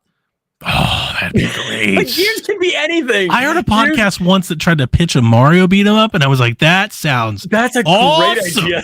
That's an awesome idea. But Absolutely. like, yeah, it kind of had a moment, right? There was like the Streets of Rage 4 came around, and then there was Battletoads, and there was like several like clones of games that came out, and then we seen Double Dragon came back. It's like it tried to come back, but I still don't feel like it's back. Mhm. Like we need more, and I would like fresh, like new takes. Yeah. That'd be great. Yeah. What's missing there, dude? There's like, I think there was like a Killer Instinct. There's a tweet about Killer Instinct coming back. There's gonna be It's like an some anniversary updates update or something. yeah. to it. Iron Galaxy's working on it. I was never that Cool. into Killer Instinct. Oh, KI Gold. Even as a back in kid. the day. Oh man, Killer Instinct, that was my jam. Super Nintendo 64, good stuff. Mm. Came with the CD, the soundtrack. Oh man, good stuff. It came with a compact disc. Came with a CD. Came with a vinyl and a VHS trailer. Like the idea of you zipping around in a Toyota Celica, like with a Killer Instinct CD skipping. Dude, I'm burning the Killer Instinct soundtrack, and I drive a Scion, which is essentially a Celica. But yeah, I'm gonna do that. I'm gonna burn it, and I'm gonna get my Sharpie out and go like Killer Instinct. Hits a bump, and it's just like, didn't it? Hell yeah. Yes. Oh, okay, but that's going on. I gotta write that down because I'll totally forget it. Somebody please remind me that I got to burn the Killer. I gotta take a picture of it, man. Killer Instinct. Oh, I'm doing this CD. Yeah, like my burner still works on my PC, man. For some reason, I have an optical disk drive on this thing. My laptop doesn't, but because it's new, I guess. Anyway, Good stuff. Yes, the music was great, John 32. Donnie, you want to take some questions from the carpool? Yeah. I'm muted. Okay. Sorry, let's do it. I'm trying my best not to fight. My dog is going nuts. No sweat. So no sweat. I'm gonna have to make some edits for producer. Don't you worry about it. Don't you worry about it. This is the Xbox Drive, dude. We used to record this in the rain. That's true. Well, I just like yelled at my dog, which was like, "Shut up!" And I realized that while I muted it in Melon, it's still on the track. Nice. Okay. Yeah. I have to go in and take that out. Okay. I won't stop you from doing that. Brian Eck jumps in the carpool and says, okay, boys, let's deflate some of the hype around Starfield and play devil's advocate. Yes. What happens if this game fails, Donnie? What impact will it have on Xbox Game Pass? The internet will burn down. I'm currently of the mindset that Starfield will be a success for Xbox, but I know some people who are skeptical of the game. On the flip side, if successful, does Starfield become the new face of Xbox? Would love to hear your thoughts. Donnie, what if this sucks? Have you come to grips with that as a possibility?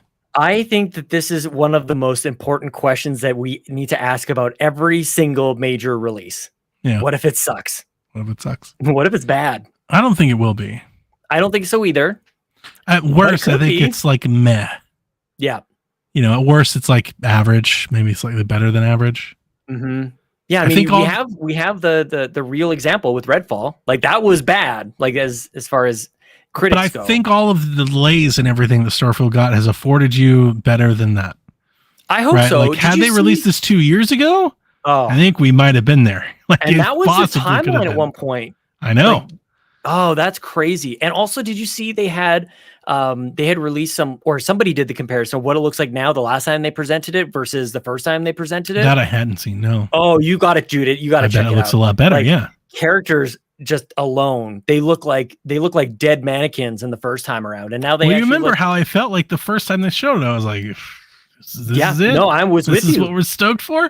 Yeah, but yeah, I think like the sheer possibility that Starfield represents, I think is going to keep it like above average because I think it's just going for it in a way that games don't, and I think people are going to appreciate that even if they have shortcomings.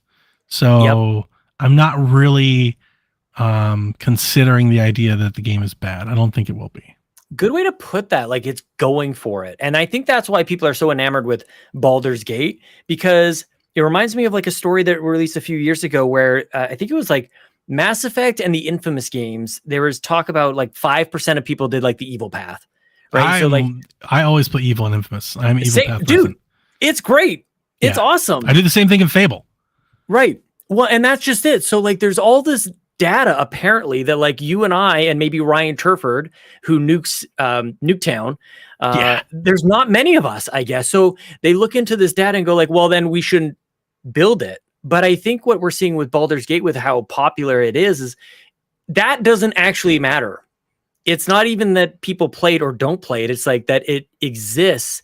And there's at least one person out there who goes like, I had this experience and it's different. And that adds to the allure to it. So I do hope that this game goes for it because honestly, I don't know.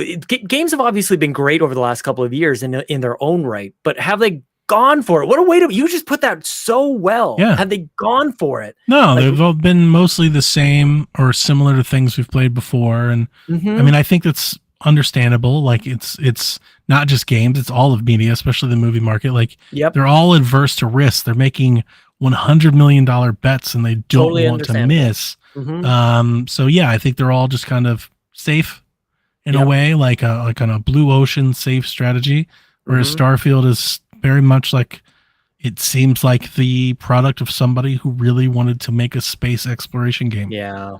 You know, and like, live in that weird space. And it is that, and like that's all they're trying to be. Heck like they're not trying to make it, and I like that's the reason I'm not that into it. But it's the reason that it's appreciated, because it's like not. But this is what we want to do, though. I love that, man. Yeah. So, do you think that this is, as to Brian's question, is it that representative of Xbox, of Game Pass, of Bethesda, like one way or another? Like it's good. It will be for a moment, but I don't think so. I don't think forever. No. Yeah. I think I agree. For very long. There's always something next. You know. Well, I just don't think Starfield is like.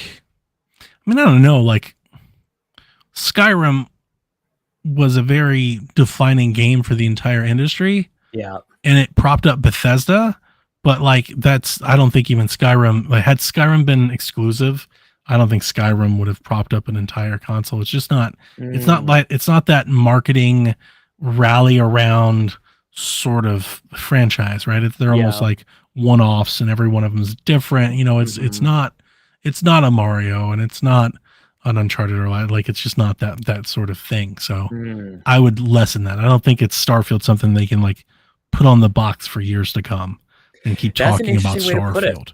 Like, it's certainly not Mario. I mean, Mario is historic, so that's, of course, like, that's a difficult one. I wonder if it could be like an Uncharted as far as like people will buy people. I bought my PS3 because of Uncharted. You would need multiple of them, and I just don't think that's in the cards, right?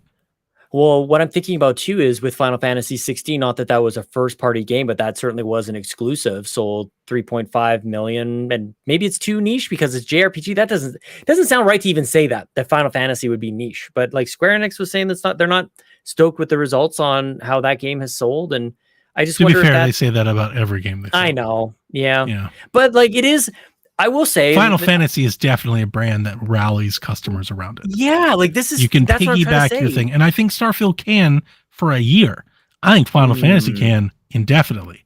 Like that's the thing, is that you just keep replacing the Final Fantasy with the next one and the next one. I think like, I mean, obviously Halo can be that, Gears can be that. I think Doom can be that in a way that I don't know if Final Fantasy Starfield can. Like I feel like 3.5 or whatever they announced. I feel like it was 10 days afterwards they said 3.5, something like that. Like, I don't know, man. Like, it's Final Fantasy. Like, shouldn't it be bigger than that? Like, I don't know. Maybe my 3.5 is a lot. 3.5 is a lot for most games. I know there's talk about attach rate, and it was something like 8 or 9% attached. So I mean, 3.5 is a lot for most games. Most games don't sell 5 million copies. I know, but you kind of have to dismiss like the Nintendo SKU, because like Nintendo really throws the numbers off. Yeah, no, that's, where they've got like 10, 15 million sellers. So it's like, that's not the same. Remove them and remove Spider-Man, and everything is in the Final Fantasy. That's actually probably more what's happening with me, is I'm thinking too much of Spider-Man, and like if you remove those outliers, then everything else. Because I mean, like you know, like Last of Us 2 didn't like sell gangbusters compared to Spider-Man.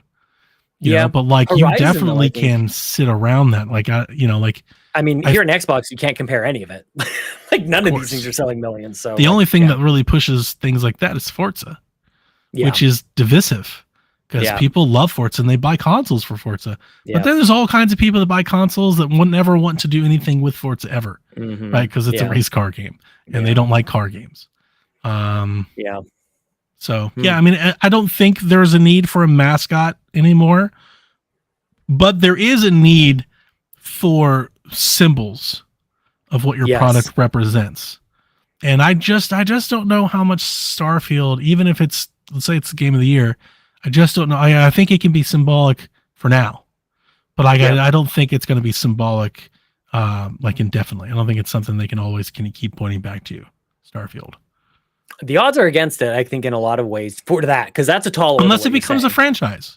Yeah. If it becomes the next Fallout, then sure. If there's 3 Starfields, then the next Starfield is coming out in 2050, because they still got to do Fallout. See, and that's a big part of the reason why. Yeah. You know, it's just not established enough. Interesting. Yeah. How I see it anyway. Maybe I'm completely wrong. Well, so we're gonna find out pretty soon. Maybe they keep pointing to Starfield. I mean, people. They showed that last, not this one, but the one in June, right? Like E3, the little showcase. People came away from that and they're like, game of a generation. What a term to throw around immediately. Right? Like before you've ever played the game, like, wow. Yeah, it better be decent. And you know, what's so funny is everybody was like, the expectations for Starfield are too high. Nobody can ever meet that. And then they see it and they're like, the greatest game of the entire generation. It's like, wow, well, where are these expectations coming from? It's something else, man. Like, kudos to anybody working on it, because that is something. Be like, I hope this is good, or like they know one way or another. At this point, they know what this game is. Yeah, they know. They've been playing it. They're aware. Yeah, and I do get the sense that they're like really behind it. They would believe in it. I do get that sense. They're like doing a really good job of portraying that. Nice. Nagachaka comes in with a question directly for you, Donnie. So I'm not even answering this one. Nagachaka, our good friend, says, question for Donnie. What are your thoughts on the upcoming Xbox Series S 1 terabyte Black Carbon edition? Are you surprised they went this route instead of an Xbox Series Pro edition or an all digital Xbox Series X or something else?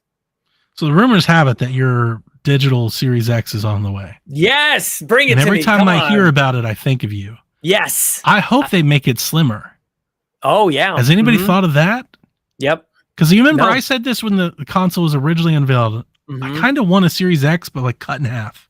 That is what I like. Remember the people who've listened to the show will remember me saying something like this. But like, remember the before we knew what the Series S was, the picture that was around on the internet was that, but the little white. half Xbox. Yeah. Yep. Yeah. And I've always wanted that. Like the little. I used to always think of it like a little Echo or like a little Google speaker. Like we have all these little devices, and I think it fits right in. Totally. With that. And I think it's a really good look. And I that's what I would like that to be. I'd love for Xbox just to go smaller. If PlayStations are going to be the size of Cadillacs in your living room, like just go smaller. They're not going to do Pro editions or whatever. Exactly. The Kia. Just bring the Hondas in here, man. Nice. So I like the Series S design. My son has a Series S and we painted his black. The Series S has always looked better in black, period. Yeah. There's no arguing that. It just, with the grill and everything, it just looks better in black. Yeah. That said, I think it's way too expensive for what they're offering. I think the storage upgrade is a minimal cost, and they're like trying to pass it off like it's this whole thing. And I think it puts the Series S in like a weird space where it's competing with the PS5 digital in some ways. And the PS5 is like a monstrously better plan than that. And I just don't like it. I think if anything, they should have cut the price, leave the Series S alone, cut it, make it cheaper, go the opposite direction. I don't like what they're doing. And then they're trying to, they always get convoluted. Xbox, they do this with Game Pass. They do this with consoles. They're always trying to like, we'll be at a price range for everybody. And it's like, how about you just believe in what you're doing and just do that? I would like to see more of that from them. So I think this 1 terabyte Series S, I wouldn't recommend it to any of my friends if they asked. I would rather you just buy a regular Series S, an expansion card or an external hard drive or something. There have been so many discounts on Series S's where you can buy them for $199. I've seen them as low as brand new $179. Like, when do these things come out anyways? Like, can you buy one yet? I don't think you can't buy these yet. These they announced it, but I don't know. I don't know if they launched it yet. That's the other thing. I feel like that plays into the price conversation quite a lot. I feel like with every month that passes by, that price point becomes even more unreasonable because we're that much further along into the idea that you would buy that. It's just buy the X. Yeah. Like if I was in GameStop, like I worked in GameStop. If anybody came in and they pointed one of those off the shelf, my immediate response to them would be like, look, unless you just can't afford it, I have to recommend that you spend $150 more and get the much better option. That's honestly been my argument from the start, from when it was announced. I was thinking like, this is a medium fries thing. Like they just inserted a price point that actually sells more Series X's than anything. Possibly. Because they couldn't increase the price of the Series S. Like that's not going to happen. So, and I was hoping that they did it to not increase the price of the Series X, but then they increased the price of the Series X. I know. So that makes it even worse. Oh, man. And I've seen Series X's lately. I'm not sure if you, but I get deal alerts. I have like deal alerts from a few websites that email me. I've seen Series X's for $450 lately. Yep. Same. So I'm like, that makes it even worse. I know, right? Like they can't move down on the Series X. Like what are they, if they're going to introduce a digital model, where are they going to introduce that at $399? Yeah. Like that's what I would expect. Then where does this thing sit? Exactly. That's been my issue the whole time. Like it doesn't make any sense. It really doesn't. It's in a weird spot. When the hell does this thing come out? I want to look this up. I don't typically like to do this sort of thing. Carbon black Xbox. I can't see this. Just throw in a terabyte expansion card with the base. Even a 500 gigabyte with the base. Just throw one of those in and sell it for the same like retail price. It would have been a better option. Pre-orders are available now. It releases September 1st. So I guess this is supposed to be paired up with Starfield, and maybe because what's the Starfield price on is it enormous. Again? Well, it's only showing me Canadian, and it's $449 Canadian. So whatever the hell that is. I was gonna say, I thought it was $349 US. USD. How much? $349. Okay, that was my impression. I want to make sure I had the right price. Yeah, $349. That's just too much for a Series S. It just is. I like Well, the Series S. I really do. Yeah, for We 150 have more, one. is it? Yeah. It's just too much. The It's just $499? too much. It's too much. Yeah. It's too much for a Series S. I didn't like it when they introduced it. And it's a shame because I think it looks great. It does look great. Like visually looks excellent. Really good job. They nailed Yeah. the look. But just introduced it with everything else. Like maybe if it came with an Elite and a year of Game Pass or something, like maybe Yeah. if they spruced it up, but like just what it is, it just seems way too much. Or Starfield, like it does seem like they've got this nice expanded storage on it because Starfield's going to be huge. Like that's the thing I'm They surprised we're just not hearing added about. 500 gigs. Yeah, Do you get 500 gig storage I for know, right? nothing? Yeah. $40 on Amazon gets you a 500 gig SSD to slap into a PlayStation Yeah. 5. Yeah, and there's that's options just- now too. There's different sizes. You don't have to get that original expansion pack that they got. It's not enough of a sell. A coat of paint and 500 gigs, and here we go. We're going to charge you, almost double the price of this. No. Donnie, your number one fan, Court Lalonde, I'm a big fan of asks his as you a question as well. No questions for me this week, I guess. Well, I'm good. Court Lalonde says, "What does Donnie think the gameplay and story will be like for the new Fable?" I mean, I don't know. I'm looking it up. I can buy a Series S right now, brand new at Walmart for $245. So $100 less. Yeah. Yeah, do that. It's just like, and that's a brand new. Yeah. Oh, hang on a second. This one comes with a Seagate expansion card. For $249? Yes. Oh wow. Yeah. It's a joke. Again, maybe it's to sell the other two. So yeah. Fable. Yeah, Fable. I haven't thought about it that much. To be honest with you, we don't know a whole lot, so it's hard to tell. I think Choices, morality. Of course. That's a fabric of the franchise. I think you have to do that. I think what they're going to do is they're going to reboot the franchise with a new Albion around a new character, obviously. And I think they're going to try and rope in like a couple classic folktales to like spin the Fable yarn that then bleeds into like spinning it off into its own thing. Yeah. I don't think they're going to. I've seen people that like, we'll just retell those. There's a limited runway for something like that. For sure. I think they're going to do like one or I would hope that they would just do like one or two and not just turn it into like a game of old folktales. I think they'll just use like some symbology of some stuff to set this up that like, hey, this is Fable. It's a different Fable. But it's Fable-ish. And then they'll go in their own original path.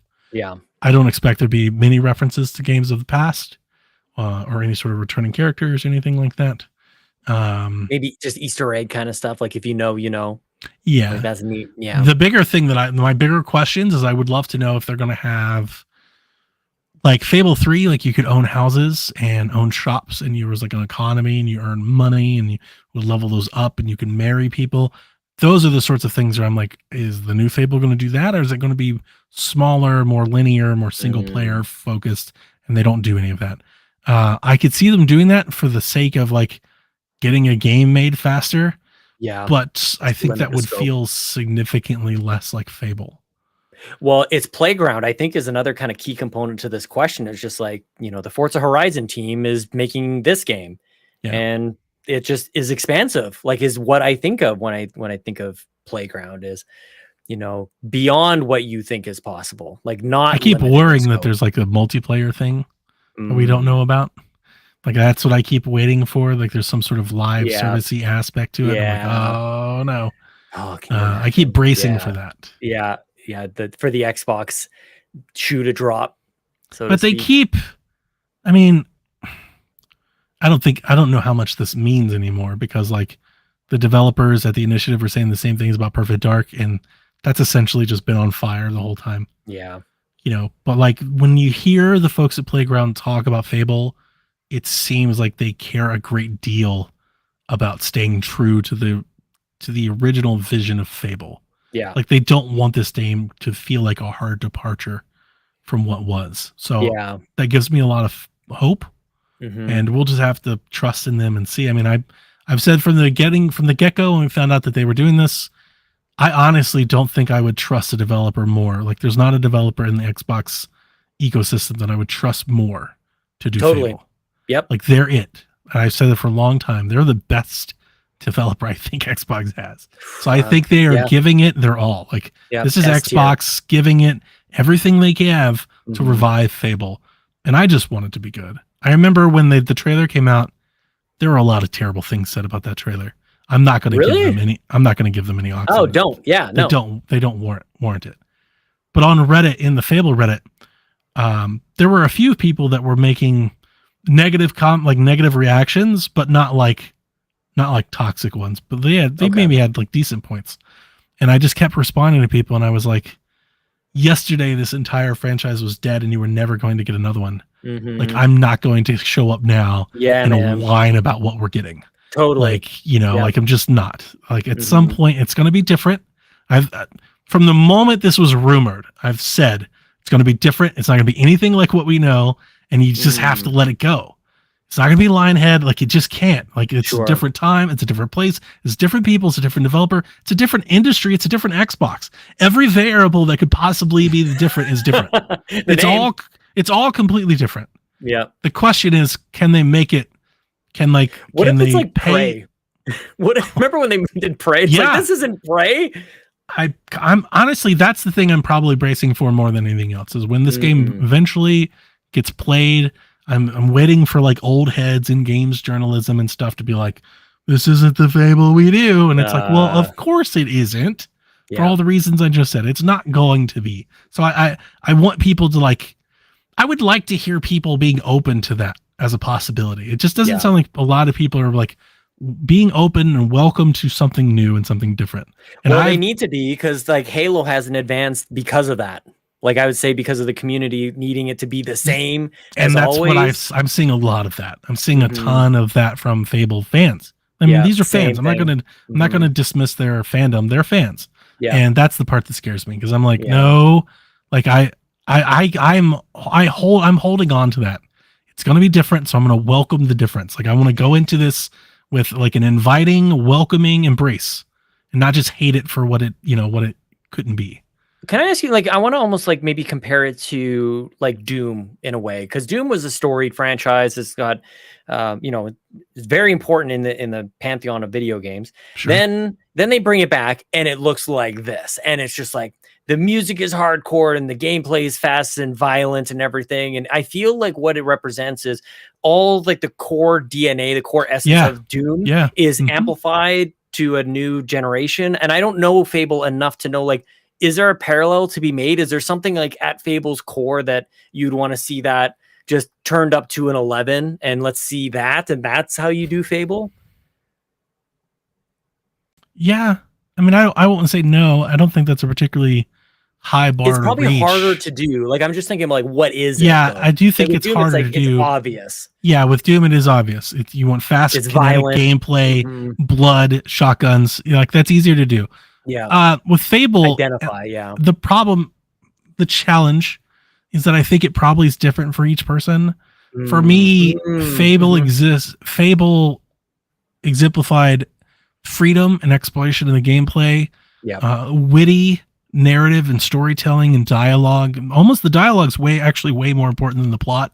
The dialogue between characters was so goofy and silly and funny that it made you want to talk to all the NPCs. It made you want to chase the side quests. It was very much like that adventure game where you would get lost into doing quests that would beget quests that would beget quests. And I had a dog, and I could play fetch, and I could emote, but then I could go into a cave and I could kill trolls, or I could fish, or I could find stuff. I got turned on to Zelda on my original Xbox. I walked into a GameStop, and a GameStop employee was like, "What are your favorite games?" And I said Zelda, and he was like, "Have you played Fable?" And Fable had, not all of it, I would never compare the two like on the same level. Fable had some of that Zelda magic that you would just get into, and you would get lost in the world, and you would just keep playing. Like Miyamoto going off into the forest. When you talk to Zelda fans, they'll talk to you about NPCs they talked about, or a trade quest, or these things that mean something to them that they keep with, they're memorable. It's just similar things when I think about Fable. Even environments and characters, and and not like in a not like a Skyrim way. Yep. It's different, right? And that's a tough needle to thread. You know, like if everybody could make a game like that, they would all make a game like that. Mm-hmm. Now, Fable had its faults too. Fable wasn't particularly like a good functioning game. There was a lot of like, there was a lot of ideas. There was a lot of like really ambitious ideas that they really like couldn't read. A lot of load times and doors and masks and like loose ends in the story. Like if you wanted to be critical of Fable, you could, but all of the charm, and I think maybe more, I would love if actually this is something I would love for Ryan to be here. I'd love to bounce this off of anybody else, because to be honest with you, if there's a game that personifies the word charm to me, it's Fable. Nice. It was so damn charming. Well, I think that's it. I think that's the answer to the question. It would just bring you in such a warm way, make you laugh. You could be evil, and even being evil was like kind of funny. You kick chickens, you punt chickens around, like it's just kind of dumb, silly fun. But at the same time, like this big, like world-changing adventure is taking place, like a lighthearted Zelda. You know, and it was I love the games. The Fable is one of my favorite franchises of all time, of all games. And I wish, and the thing that I'm hoping for most is merch. I want what you've just did with Starfield, and you've got a watch and a control. Oh, merch. Yeah, Sean, I've lived my entire life wanting Fable stuff. Yeah. They don't make anything Fable. I was actually, when I had a Twitter account, I was tweeting the Xbox store guy. Because I had tweeted one time to Phil, like, will you please make anything Fable? Yeah. And the guy responded to me. He's like, what do you have in mind? Like chickens? Like, what are you thinking of? And it's like, I've always ever wanted like a Fable console and a Fable controller and a Fable statue and a Fable. Where's like the Starfield console? Why is that not a thing? That is miss. Ridiculous. A white console with the rainbow on the thing. Why does it match the controller? It's such a huge miss. Oh my god! Like you talk about like trying to sell consoles. I mean, it is a wild miss. I mean, maybe that alone is the single piece of evidence that like Xbox just doesn't care about selling consoles, dude. Like, why? Isn't there a lot of conjecture that they're having an issue making them at the moment? I don't know. Well, I think it's not maybe not making them, but like Jez has been pushing this narrative that they're like pushing chips towards xCloud. That's what I'm saying. And AI and server and stuff instead of the consoles. Yeah, but I don't like that. I don't like it at all.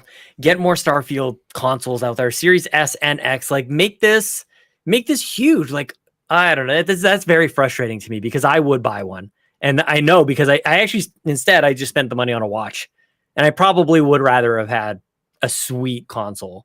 Like one of my favorites. I mean, two of my favorite to match that I controller of yours. A beautiful controller. Beautiful, and it should come with that controller. Actually, it should be that console and that beautiful controller, just like my Gears 5 One X that sits behind me, and just like my Spidey PS4 Pro, which the PS4 Pro is not a good-looking console by any stretch of the imagination. I don't care what you say, but when you throw a Spidey logo on it, it's about as good as that thing is going to look. Triple stack Oreo. It's just. It's so terrible, but it has it's a good red and it's got a good Spidey logo. So whatever, but not the best, especially how does PlayStation 4 go from like one of the best design consoles ever? PS4 is like incredible to now what you got over there, you know? Yeah. Not very good. Blaze Knight has a question that we're going to hold over for next week about games with gold. I want to tell Court, I think the best version of like a Playground Fable is like a really good version of like Kingdoms of Amalur. Ooh, like a bigger open world, like lots of different quest lines intersecting things, but like you throw in some Fable pixie dust on top of that, and you know, like, and I think that's kind of what I'm thinking. I think that would like that's like the best game I can apply to something that like Playground is. Like I could see Playground making a game like that, whereas I can't really see Playground making like Skyrim.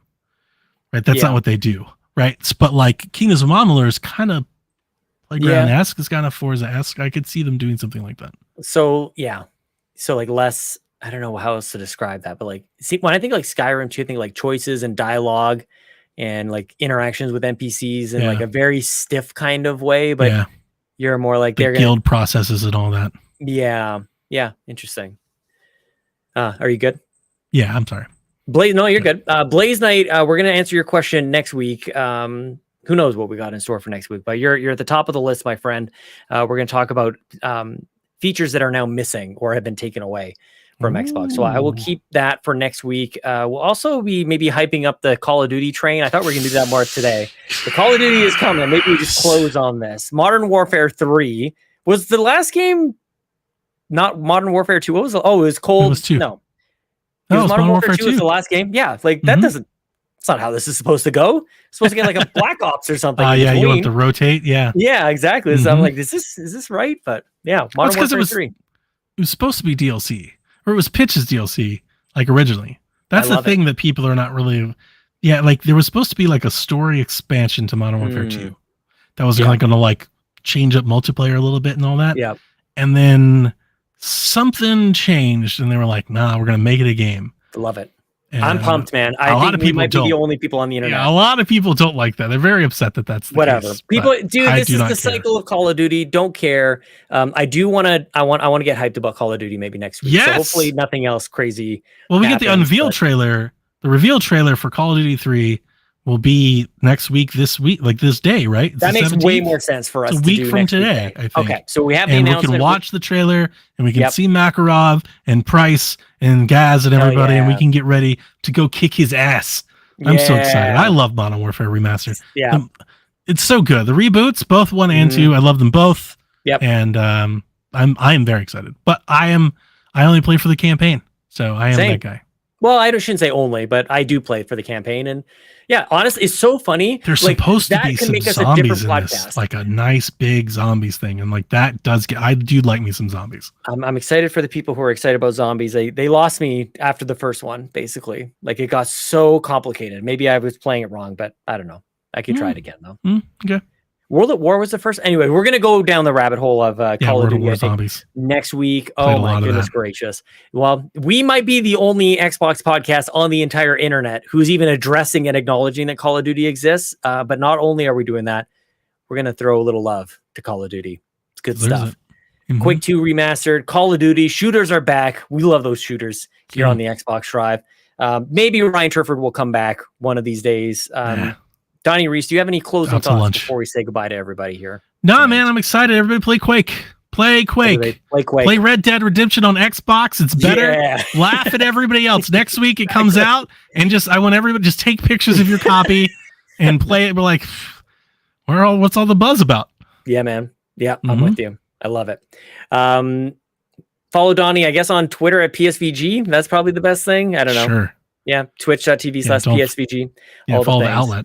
Join Discord. Donnie, come see me. Join the Discord. Okay, there you go. As for me, you can find me on Twitter at Sean Capri, Sean like Connery, Capri like the pants. Get your merch at carpoolgaming.com. Be like Miles of Amanda. Be like Markus McCracken. Be like Peje EP. Join us at patreon.com/carpoolgaming. You get just an absolute ridiculous amount of content.